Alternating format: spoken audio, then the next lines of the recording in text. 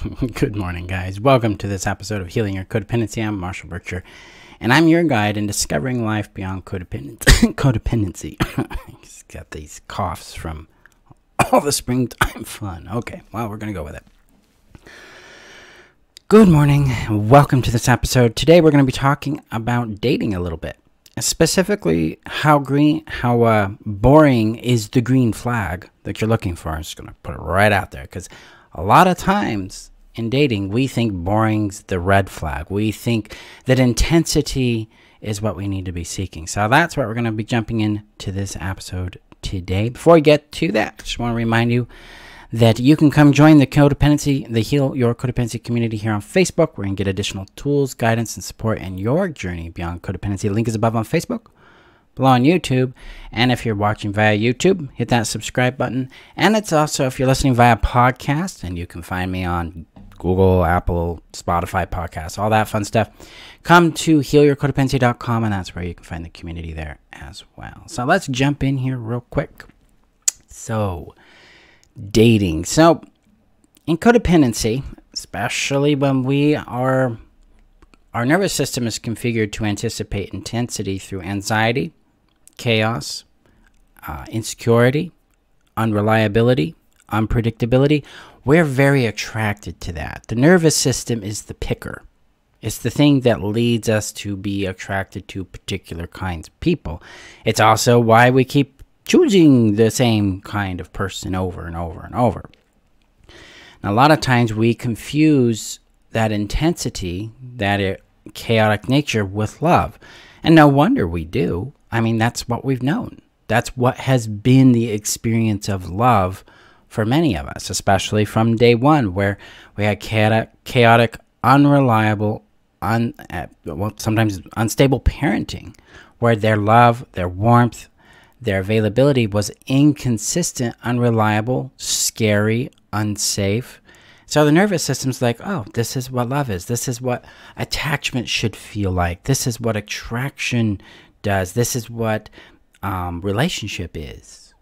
And then we start to grow up and we start to build peer relationships and connect with other people. And then we start finding ourselves choosing people that emulate the patterns that we've grown up with, because that's what we know. That's what the nervous system knows. That's what it's attuned to. It has an entrainment with this. In healing codependency, one of our first steps is always to restore emotional safety, because we have our three necessities: safety, connection, and our value identity.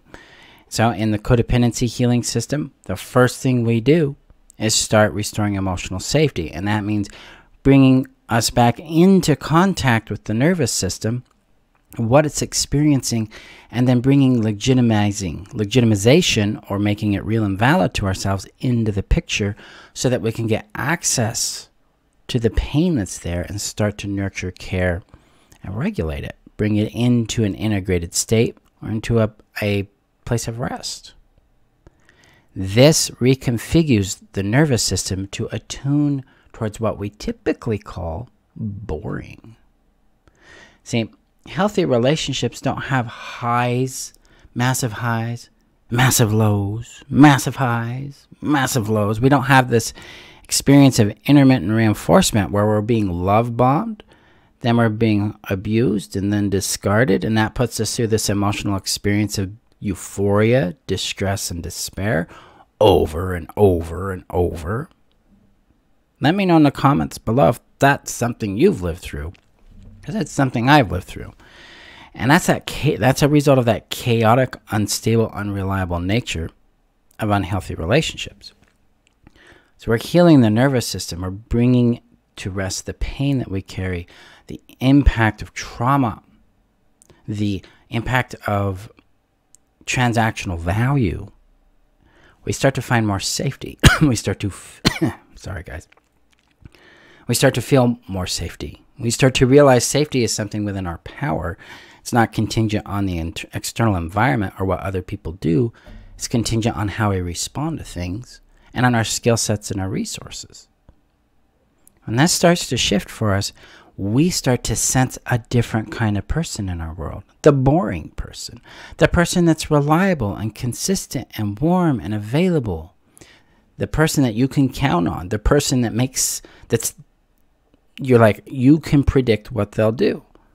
The person that feels safe, but doesn't really come with that intensity. This is an important pivot in your journey. This is a crucial milestone, because when we achieve that place, we are now sensing into healthy, available people. We're starting to be able to sense them via just the energy they carry, but also by the pattern of behavior they exhibit, by the way they speak to us, by the way they speak to others, how they handle their own pain, their own joy, their own difficulties, their own successes.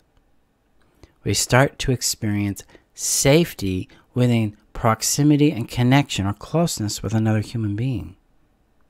And if we're willing to lean into that and explore this thing called boring, we're actually going to discover the very subtle, warm, and then deep emotions of connection, of bond, of real intimacy that isn't geared towards this intensity of euphoria and this intensity of despair, but this connection, this warmth, this reliability, where we're seen and valued, where they are seen and valued, and we care about the pain, we care about the joy, we care about the experience of being in each other's presence.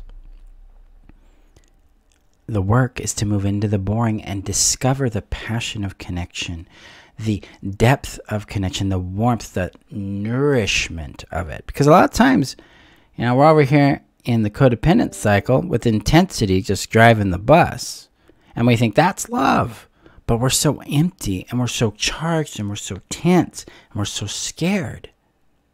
And then we get those little moments of relief, where we get a big reassurance. Usually some sort of love bomb has been put into the thing. And remember, guys, love bomb, what do bombs do? They, well, the love will blow up kind of thing. We don't need that.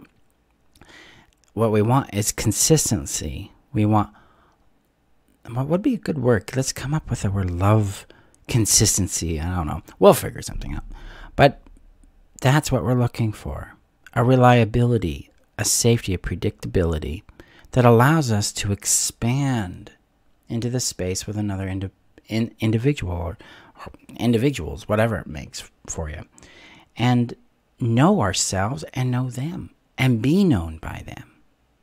This is nourishment. This is allowing others to contribute to us and us to contribute to them. This is the key to what you're really looking for. And boring is the signal that you're in that direction. Because what we have to do is move through the transient space of boring into the warmth of connection, the joy of it, the peace of it. And these are subtle things. These are not going to have a massive intensity around them. They're going to be very warm, very soft. They're felt. They're not thought. So they're semiotic. They are an expression of our lived experience with this person. So, my friends, boring is the green flag you're looking for in your dating experience. You're looking for the experience of being in proximity with someone where your body relaxes and you're like, this is really warm and nice. I don't have to do or be anything to be here. That there is this openness of being received and cared for, seen and respected and valued. There's not this big euphoria like, I'm scared, but I'm being loved. There's no despair. There's no distress. There's no despair. There's this consistency of, I see you. I care about you. Things are honest and clear. There are definitely going to be challenges, but those are navigated with care, warmth, and love. They're navigated with an interest of understanding each other and comprehending what is best for all involved. It's boring. And that's the point. Another way to look at this is the healthy relationship is a restful relationship, a nurturing relationship. And it's got passion in it, but it doesn't have fear in it. It is not charged by a sense of threat. It's charged by a sense of desire, curiosity, and expansion. And that brings us that nourishment, that fulfillment, that engagement we've been looking for in our world. So when you're out there dating, you're out there getting to know people, listen to your body's response. Listen to how you perceive and experience the energy they're putting out. Listen to the boring, because the boring is pointing you towards where you need to go. The intensity, the euphoria, the fear, the charge is telling you do not go that way. Euphoria is a red flag in my work because it does not signal reality, it signals fantasy. But boring means we're comprehending something in reality, and we can lean towards it and discover more of our emotional spectrum there, our ability to connect and bond in ways that we've really been looking for. Yet we've been seeking it where it cannot be, which is in the euphoria, within the fantasy. So that's today's episode, my friends. Go gently with yourself in this work. Go kindly with yourself. Remember, it is crucial that we understand that our lived experience is always valid and real. And that when we respect and validate that, we legitimize it, treat it with its realness, we're able to heal. Because I'm seeing a lot of chatter on the social medias around this concept of like, well, it's not a real thing. It absolutely is real. People who will tell you your experience is just a subjective thing and you need to work it out, these are not healthy, safe people. Your experience is valid and real. So when you get into dating and your body's like, rah, of course it is. It's scary. Look where you're coming from. Look what you've been through. Of course your body's going to react that way. And that's just a place where that part of you needs love, care, protection, safety, and nurture. So make sure you resource community around that. You resource therapy support. You resource guidance in that. And if you're looking for that, we can provide that here in the Heal Your Codependency movement and what I do. So we're going to have some options coming up here with the new Heal Your Codependency membership that's coming here in May to help cultivate more of that community, more of that support in your healing journey. So keep an eye out for that. I'll be talking about more of that next week. For now, go gently with yourselves. Remember to praise and appreciate your efforts. Let me know your thoughts and what you gained from today's video in the comments below. And I will see you guys in our next episode. Bye-bye.